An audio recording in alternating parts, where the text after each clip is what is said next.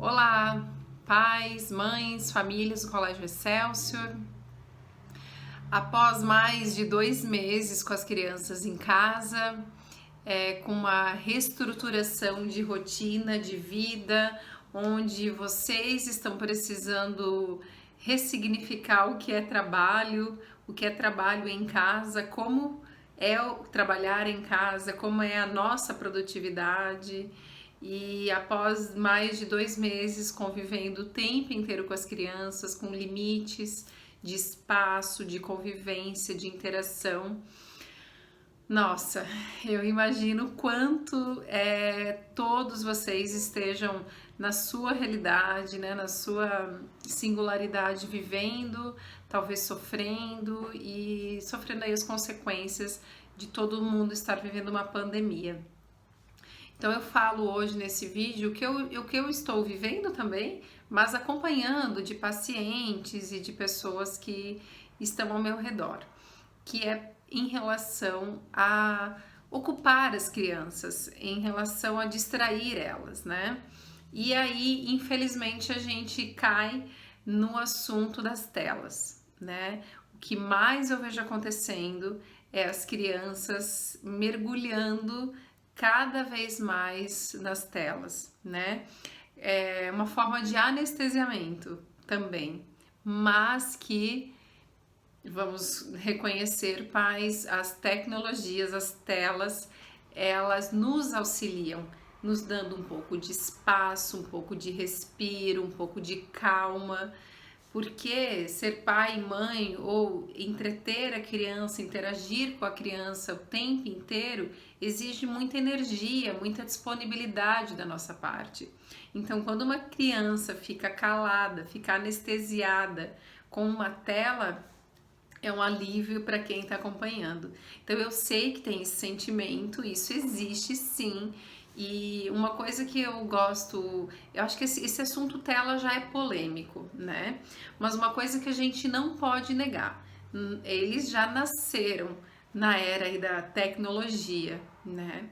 Não tem como a gente privar eles disso. É a era, é o mundo está respirando isso. Nós estamos respirando isso. Consequentemente, os nossos filhos estarão muito mais antenados, né? Esse mundo da tela é muito mais natural para eles do que para a gente. Por isso que a gente está vendo isso agora. Quando falou da aula online, para todos nós foi um desafio. Meu Deus, como é que vai ser? Não tem como.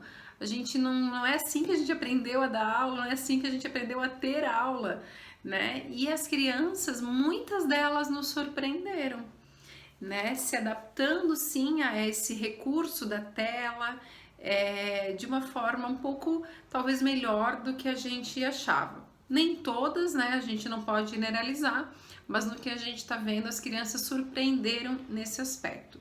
Então, a gente precisa reconhecer que a ideia não é fazer um manifesto contra telas. Eu não sou contra telas. Eu só acho que quem tem o bom senso são os adultos.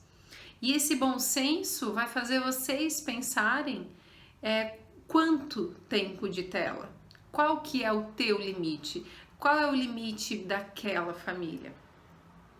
Então, o que a gente precisa entender é que a criança está vivendo uma pandemia, ela está isolada das interações, a criança, ela se constrói no social, o ser humano se constrói no social, nas interações, na conexão, no calor, no brincar, e ela está privada disso, né?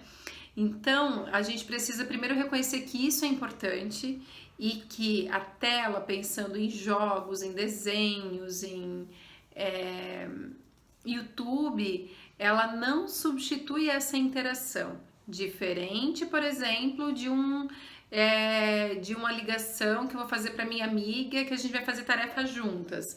Daí a gente tá fazendo tarefas e eu tô conversando, tô trocando com ela. Ali tem interação, ali tem um sentido sendo construído na relação. Mas, na maioria das vezes, ao que os filhos estão acostumados, que é YouTube, é jogos, né? Não tem interação, que é o que eles precisam para se construir e constituir aí a sua vida psíquica. Então esse bom senso que eu tô convidando vocês a pensarem uma criança ficar o dia inteiro numa tela ou com intervalos mínimos para comer ou para fazer algo pontual é no mínimo questionável. O quanto isso está agregando para ela, o quanto está ajudando ela a se desenvolver, o quanto está ajudando ela na capacidade criativa, no desenvolvimento relacional dela, né? Então eu faço vocês pensarem, mas principalmente pais, o que eu mais vejo são pais, nós, angustiados por ver os nossos filhos sem ter o que fazer. E aí na pena, tá bom, vai, assiste. Ou uma outra situação, as crianças inteligentes do jeito que são, elas sabem como conquistar o que elas querem. Então vamos supor que tem uma regra. Não, aqui em casa o iPad, né, a tela é só depois do almoço. E aí tá às 10 horas da manhã, a criança aqui do meu lado, mãe, ai mãe, daí começa a chorar, começa a chantagear, começa a atrapalhar, eu tô no meio de uma reunião, eu preciso produzir, eu preciso trabalhar, e ela tá aqui me pentelhando, que ela quer o YouTube, a tela, enfim. E aí no auge do nosso cansaço, levantamos a bandeirinha branca, tá bom, pega a tela. Ou seja, a criança entendeu o que ela precisa fazer para conseguir isso de novo amanhã. E uma possibilidade para a gente pensar é que pais não fiquemos tão angustiados com a ociosidade da criança.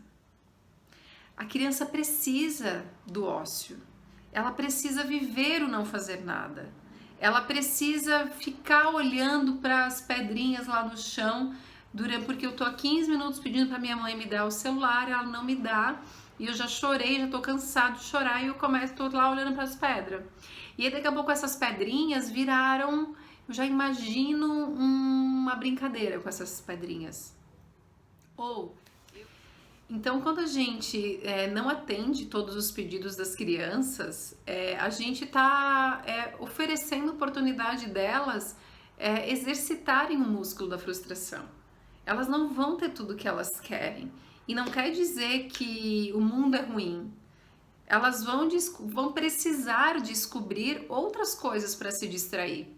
Olha que oportunidade rica que elas estão tendo de explorar a casa delas, de conhecer todos os cantinhos da casa, de explorar os brinquedos, de colocar eles de ponta cabeça, porque daquele jeito tradicional eu já brinquei. Agora eu tenho tempo, não tenho o que fazer, vou ter que achar um outro jeito de brincar, ou de me divertir, ou de passar o tempo, né? Recentemente eu passei aqui um exemplo muito parecido, onde na hora do almoço, né, a gente quer fazer almoço tranquila e ela queria TV e eu não, né, eu fui firme, eu falei que não, ela sabia qual era o nosso combinado e a casa ficou em silêncio. Quando eu notei, ela tinha, né, pegado um livro e, gente, ela ficou mais de meia hora, 40 minutos num livro, que ela nem sabe ler. E isso para mim foi muito surpreendente e me contou, né, de que sim, as crianças têm essa capacidade de transformarem o ócio em algo criativo. Então, o ócio ajuda elas a desenvolver essa criatividade e a encontrar brincadeira onde a gente nem imaginava que tinha. Então, a ideia é que a gente suporte essa nossa angústia de não precisar dar conta ou de calar as crianças ou de satisfazer as crianças, porque a gente sabe que a gente está negando uma tela pelo bem dela. Talvez ela não vai reconhecer isso agora. Então, em relação a telas, eu não gosto muito de polemizar, porque eu não tenho certo e errado, eu só peço para que vocês se conectem com o bom senso de vocês. Do quanto vocês acham que uma criança precisa estar nessa tela. O que essa tela está agregando para ela? E aí vai depender da fase, né, que eles estão. Se conectem com bom senso, eu tenho certeza que vocês vão conseguir fazer a escolha ideal para a família de vocês. Então hoje o recado era esse e espero ter contribuído aí para reflexões. Até mais!